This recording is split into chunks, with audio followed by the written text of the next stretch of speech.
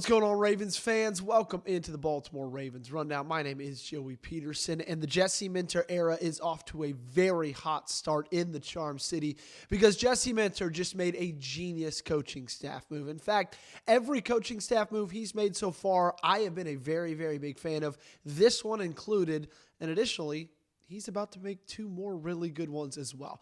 I'll give you a rundown on everything I just teased coming up on today's show. So glad that you are with us. Real quickly, I want to say thank you for helping us pass 45,000 subscribers. The next big milestone is 50K. Let's try to get there by the NFL draft. If you have not joined us yet, make sure to subscribe. Daily videos. This past week, we've been doing 2 videos a day. It's dead of the offseason, okay? We got you covered right here on the show. So we woke up to some news from Adam Schefter. This one came down at 5:45 a.m. Central Time.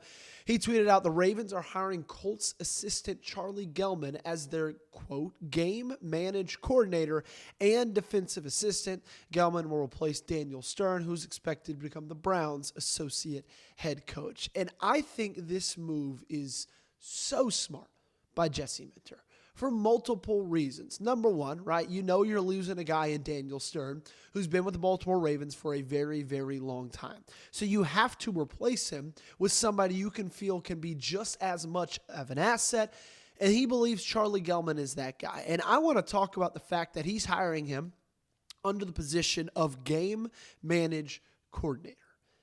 And that is something that I have always felt needed to be happening across every team in the National Football League. For there to be a guy on every single staff whose title is game manage coordinator, and there is not that for every single staff in the NFL. And when you are a first-time head coach, this is the true reason why I love it so much. When you are a first-time head coach, like Jesse Minter is, and you are also calling plays, like Jesse Minter is, you need somebody whose sole responsibility is to watch the clock and tell you how to manage your timeouts, okay? Now, obviously, Jesse Minter is going to have the final say and the final decision in all of those things, but when you are a head coach and a play caller, all of that and more on game day, sometimes the clock can get away with you, can get away from you every now and then. So having a guy whose sole purpose, whose sole job is to manage that clock, which is such a massive part of this game, such a massive part of this sport, I think is an unbelievable move by Jesse Minter, right? It would be a whole nother thing if he wasn't calling plays. It'd be a whole nother thing if this wasn't his first time ever as a head coach. But he is going to go into game day with so much responsibility that it's just human nature for something like game management to take a back seat. Well, now it's not going to. Charlie Gelman going to be on the sideline in the booth, wherever he is. He's going to be in his ear saying, hey, look, you know, you got this many timeouts. I would take one right here, right? Okay, this is how much time is left. This is how many plays we've probably got in the playbook right now offensively. This is what I would take, and this is when I would take it. I think it's genius. I really do. He's helping himself out already, right? Because when we talked a lot about the offense coordinator hire, I said, look, I would like Declan Doyle from a schematic perspective and a wonderkind kind of perspective. But I always was a little bit weary about the fact that, look, you're going to have a first-time head coach, first-time offensive play caller, first-time offensive coordinator play caller as well, all that on staff. I just thought it might be too much on Jesse Minter's plate, and this is going to help lighten that load. So that's awesome. Another thing that's awesome, Ian Rappaport let us know yesterday. We got another really awesome coaching staff move to talk about after this one. Ian Rappaport tweeted out yesterday, the Ravens have submitted a request to interview Ronald Curry for quarterback coach. Curry has worked under Sean Payton and had a huge hand in the development of Bills quarterback Josh Allen in Buffalo. Curry had multiple OC interviews this cycle as well. I love this. I love this so much because I'm not saying Lamar Jackson needs help throwing the football. I think Lamar Jackson's probably the most underrated thrower of the football in the National Football League. But when you look at what Curry did for Josh Allen mechanically, Like, he's changed his life. Curry is the one to, kind of give that MVP award to for how he helped Josh Allen grow in the National Football League. I love that he's worked under Sean Payton. I love that he knows Declan Doyle, right? They have those connections right there. He knows the Sean Payton offense.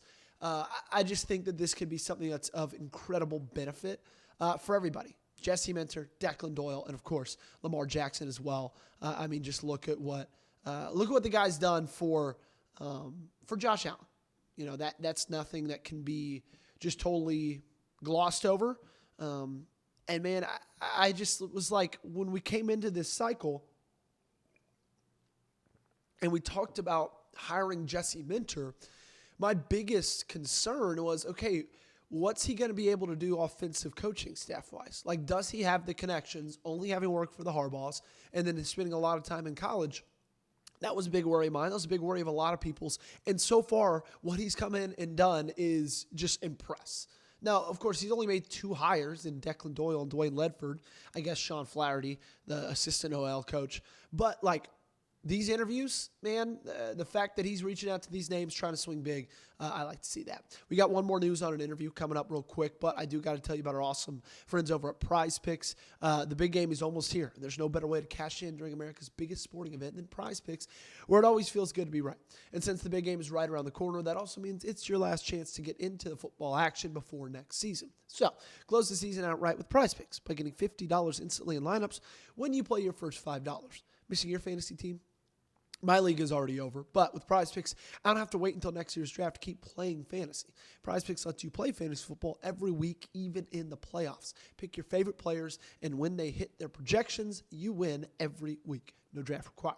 Join millions of users and sign up for America's #1 sports picks app. Guys, we are a week away from the big game. And if you don't like the Seahawks or if you don't like the Patriots, a way to make that thing a little more interesting, a little more fun for you is to join us on Prize Picks. We're going to have max discounts. We're going to have a lot of stuff over there, so make sure to check it out. Download the Prize Picks app today and use code CLNS to get $50 in lineups after you play your first $5 lineup. That's code CLNS to get $50 in lineups after you play your first $5 lineup. Link to this promo is in the comments and description of today's video. Prize Picks, it's good to be right.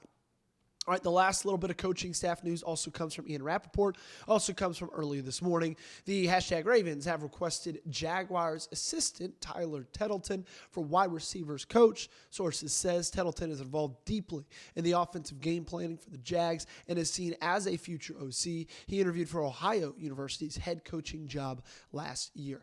It just seems right now that what Jesse Minter is doing is he's got his what was it called? The Avengers, Thanos's, the Gauntlet? Was it called Thanos's Gauntlet? The Infinity Gauntlet. There we go. Man, you can tell it's been a very long time since I saw that movie. He's got his Infinity Gauntlet, right? And he's just loading it up with young offensive guru Infinity Stones. Okay? It's okay, here's Declan Doyle, Tyler Tettleton. All these guys who are young up-and-comers in the league. And while, yes, that could be quite risky, but you look what they've been able to do for their teams this past season, you can't help but be okay, that's a good gamble. Declan Doyle, Tettleton.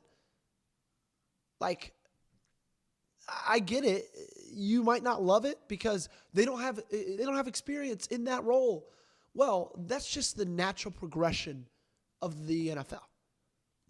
You get guys who have experience in one thing, and you expect them to grow and take that next thing over.